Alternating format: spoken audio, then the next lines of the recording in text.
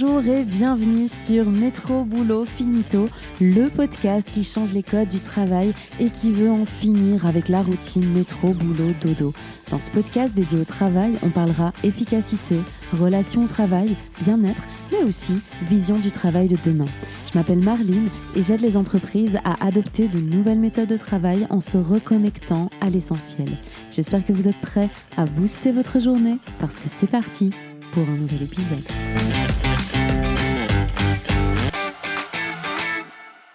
Bonjour, j'espère que vous allez bien. Aujourd'hui, on va aborder un sujet qui parlera à beaucoup d'entre vous, je pense. J'ai nommé le café. Mais avant de rentrer dans le vif du sujet, petite dédicace à Clara qui me dit « J'ai trop aimé le parallèle entre les limites planétaires et les limites de la santé mentale » en parlant de l'épisode que j'ai enregistré avec Julien Detry qui est responsable du bien-être chez Etias. Donc, si jamais vous n'avez pas écouté l'épisode, je vous invite à aller le réécouter et merci beaucoup Clara pour ton retour. Bon, le café, on voit un petit peu tout et son contraire sur ce fameux café. Et je discutais avec un jeune entrepreneur qui me dit « Marline, moi, je bois 10 tasses de café par jour. Est-ce que tu as un avis sur la question ?» Alors évidemment, j'ai un avis puisque j'ai un avis sur tout. Non, je plaisante. Il y a des sujets sur lesquels j'ai pas d'avis parce que j'ai pas de connaissances suffisamment importantes que pour pouvoir avoir un avis éclairé justement. Mais ici, j'avais envie un peu de vous partager mes réflexions par rapport au café et à la caféine. Alors, je tiens à préciser que je ne suis pas experte en nutrition. Donc là, moi, je me base vraiment sur les recherches, les lectures que j'ai pu faire sur le sujet et je vais vous donner un peu mon avis par rapport à ce que j'ai pu lire. Mais je ne suis pas experte en nutrition. Donc, si vous voulez aller plus en profondeur sur le sujet, je vous invite à aller vous renseigner auprès de personnes qui sont expertes et qui ont effectivement bien fait des recherches et des études approfondies sur le café et sur la caféine. Aujourd'hui, on va parler principalement du café. Alors le café, les gens aiment le goût, certains le détestent. Moi, je vous avoue que je suis une grande fervente des cafés améliorés, c'est-à-dire des latte macchiato caramel, des latte spéculoos, tout ça. Donc on n'est pas vraiment sur le café traditionnel dans son sens premier pour moi. Mais voilà, il y a plein de gens qui apprécient aussi le goût du café en tant que tel. Donc aujourd'hui, moi, je me focalise vraiment sur le café, mais sachez que dans le café, il y a de la caféine. La caféine a des effets sur notre corps, donc toute boisson qui contient de la caféine va aussi potentiellement avoir les mêmes effets. Donc ça peut être ce que je vais vous raconter aujourd'hui, les réflexions que je vais vous raconter aujourd'hui peuvent être valables pour d'autres types de boissons qui vont contenir de la caféine. Pas toutes, mais certaines aussi. Donc voilà, sachez que même si vous n'êtes pas un grand amateur de café, ces réflexions peuvent quand même toujours vous concerner si vous avez des boissons à base de caféine que vous consommez assez régulièrement. Premièrement, ce que pas mal d'études et de recherches disent, c'est que la caféine, elle va activer notre système nerveux, elle va augmenter notre activité cérébrale et donc le café a souvent été conseillé pour être plus concentré, plus alerte et donc nous aider à être plus efficace. Donc le café a souvent été montré comme une super bonne manière d'être plus efficace au travail. Du coup, c'est quoi en fait les problèmes qu'on peut souligner par rapport au café ? Le premier petit souci, c'est que souvent, on a pris l'habitude de prendre le café dès le matin. Je me réveille, je me lève, je fais mon petit déj, je bois mon café en même temps. Sauf que quand je me réveille, j'ai un pic de cortisol. Parce que mon rythme circadien va induire un pic de cortisol dans mon corps. Le pic de cortisol va induire aussi que je suis plus concentrée et plus alerte à ce moment-là. Donc j'ai déjà un pic qui me donne de l'énergie et je vais prendre un café qui est censé m'aider à me concentrer, à me donner de l'énergie au même moment. Ça n'a pas de sens parce que ça ne va pas provoquer l'effet escompté chez moi. Donc je vais donner de la caféine mais qui ne sert à rien à ce moment-là. Donc souvent, ce qu'on conseille dans les études, c'est de se dire ne buvez pas votre café dès que vous sortez de votre lit. Buvez-le plutôt 1h30 à 2h après votre réveil, puisqu'à ce moment-là, le pic de cortisol il sera déjà redescendu. Et donc, c'est plus intéressant d'aller vous donner un petit shot de caféine à ce moment-là qui, lui, va vous permettre d'être plus concentré, plus alerte, plus efficace. Voilà, ça, c'est le premier petit problème qui n'en est pas un. C'est que souvent, on boit le café à un moment donné où ça ne sert pas à grand-chose de le boire. Voilà. Maintenant, si vous buvez 10 tasses par jour, comme mon exemple de début d'épisode, effectivement, là, je pense qu'on a un effet qui est assez permanent de la caféine sur la journée. Ça m'amène à ce fameux deuxième problème, et c'est vraiment le truc dont j'avais envie qu'on discute ensemble aujourd'hui. C'est qu'en fait, le café, c'est un retardateur de fatigue. Ça veut dire qu'il endort votre fatigue et pas qu'il vous permet de ne plus être fatigué. Donc, contrairement à ce qu'on peut penser, moi-même je l'ai pensé pendant longtemps, le café ne sert pas à me sentir moins fatiguée parce que je suis moins fatiguée, mais simplement parce qu'il endort ma sensation de fatigue. Si je travaille, que j'ai un dossier à remplir, que je me sens moins énergique, je me dis ok, je bois un café parce que ça va doper mon énergie, parce que je vais me sentir moins fatiguée sur la période où je dois travailler, c'est très bien, ça va me permettre d'être plus efficace et d'avancer mieux dans mon travail à l'instant T. En sachant qu'au niveau de la caféine, ce qui se passe, c'est que une fois que vous avez consommé de la caféine, vous allez avoir une baisse de ses effets plus ou moins 5 heures après consommation de votre café. Donc, plus ou moins 5 heures après votre petit café, vous allez ressentir une baisse de votre niveau de concentration et de vigilance et une sensation accrue de fatigue. Il y a zéro problème à boire un café quand je me dis je suis pas assez efficace, j'ai besoin d'être plus efficace et il me faut une petite tasse de café pour me rebooster. Je vois pas de problème à ça, moi en tant que personne en tout cas. Par contre, là où moi j'avais envie d'attirer votre attention et où je voulais mettre le point de vigilance avec vous aujourd'hui dans cet épisode, c'est que comme le café est un retardateur de fatigue, quand vous buvez beaucoup de tasses de café sur une journée, en fait, ça va endormir votre sensation de fatigue. Et si ça endort votre sensation de fatigue, ça vous coupe aussi de vos ressentis par rapport à un signe d'épuisement professionnel potentiel.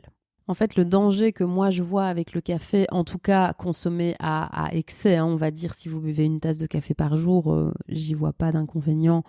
En tout cas, au niveau de votre efficacité. Au niveau nutritionnel, c'est différent. Il y a des études, tout le monde n'est pas d'accord. Il y en a qui vont dire que c'est hyper mauvais pour le rythme cardiaque, etc. Enfin bon, voilà, donc toujours à voir. Et je pense que chacun va devoir avoir une consommation de café qui est adaptée à aussi son physique, ses besoins, etc. Mais en tout cas, au niveau de l'efficacité, moi, je ne vois pas d'objection, entre guillemets, à boire une tasse de café par jour. Par contre, là où moi je vois un danger, c'est plus vous allez en boire, plus vous allez endormir votre sensation d'épuisement. Et ça peut être très dangereux parce que c'est la porte ouverte à se retrouver un jour à plus savoir sortir de son lit et à pas comprendre pourquoi. Si j'ai jamais l'impression d'être fatiguée parce que je bois tout le temps du café et que du coup je me coupe de ma sensation de fatigue, ça veut dire que je me coupe aussi des sensations de mon corps et que je suis plus à l'écoute de mon corps.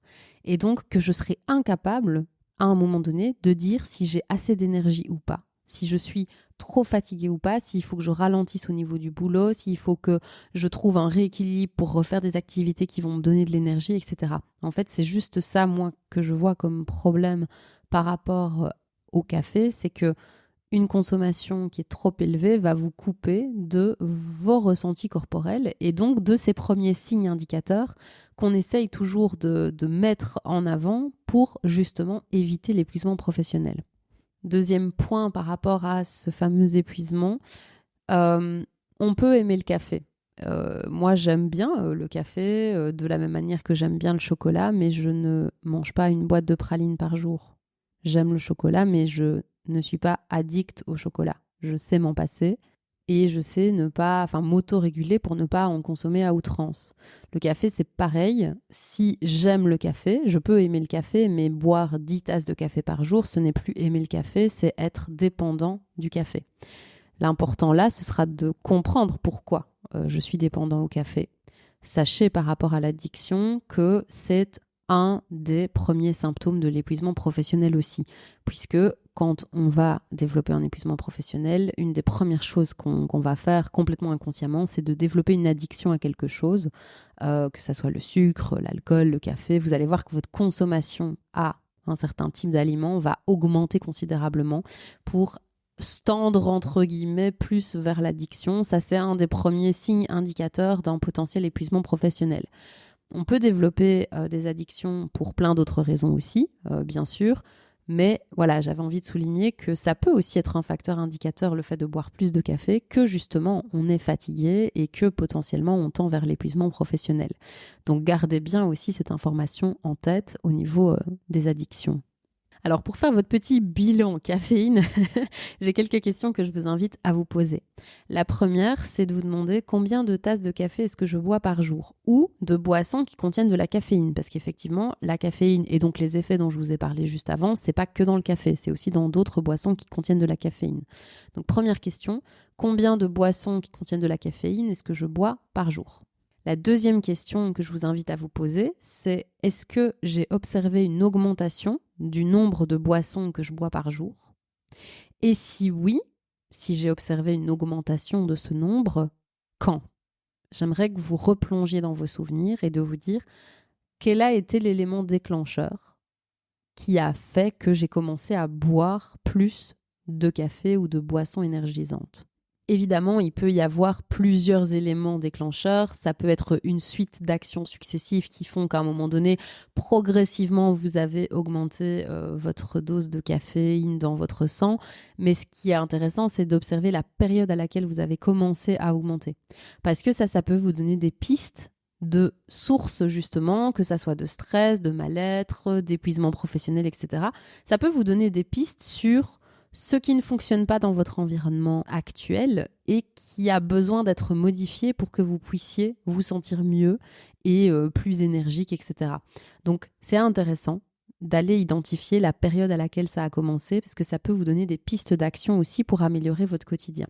Vous aurez compris, là je vous ai plutôt parlé des bienfaits ou problèmes du café par rapport à votre efficacité. Je ne parle pas du tout de nutrition et de ce que ça induit sur votre corps en termes de rythme cardiaque, etc. Tout ça, c'est de la nutrition et c'est pas mon domaine.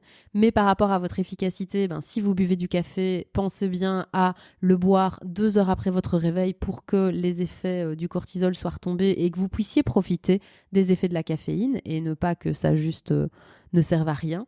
Et la deuxième chose que j'avais envie d'aborder avec vous aujourd'hui, c'est de bien toujours garder à l'esprit que le café endort votre sensation de fatigue et que si vous voulez donc rester connecté à vous pour guetter et détecter les signes d'épuisement professionnel, si vous buvez du café, eh bien ça peut vous déconnecter de cette sensation d'épuisement et de risque d'épuisement professionnel, donc gardez-le bien à l'esprit. Si vous voulez être plus à l'écoute de votre corps, diminuer votre consommation de caféine, ça peut être hyper intéressant aussi pour mieux prévenir l'épuisement. Dites-moi en commentaire c'est quoi votre expérience avec le café, combien de tasses vous buvez par jour. Et puis moi j'aime toujours le café, je n'en bois pas tous les jours mais j'aime toujours ça. Donc si vous voulez aller boire un café un jour, n'hésitez pas à le proposer. En général je ne dis pas souvent non à un café. Nous voilà à la fin de cet épisode de podcast. Déjà, merci d'être resté jusqu'au bout. Si cet épisode vous a plu, n'hésitez pas à laisser une note et un commentaire sur votre plateforme d'écoute. Et puis un petit partage sur vos réseaux, ça fait toujours plaisir et ça aide à faire connaître le podcast. Pour échanger, proposer vos idées de contenu et partager vos expériences, c'est sur Instagram et LinkedIn que ça se passe via le compte Mayeko Design. Je vous mettrai les liens en description. Il est temps pour moi de vous dire au revoir. On se retrouve la semaine prochaine pour un nouvel épisode. Et d'ici là, prenez bien soin de vous.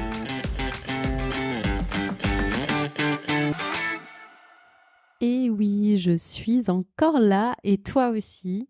D'ailleurs, pour te remercier, je te partage une ressource que j'ai beaucoup aimée qui peut te permettre d'aller un petit peu plus loin par rapport à la caféine, mais aussi à toute la pyramide de neuroproductivité qu'il faut mettre en place pour être efficace dans son quotidien au travail, parce que tous les pans vont être liés. Il y a l'organisation, il y a la gestion du temps, mais il y a aussi tout ce qui est alimentaire, etc. Donc ce livre-là, il est hyper complet si tu veux aller plus loin.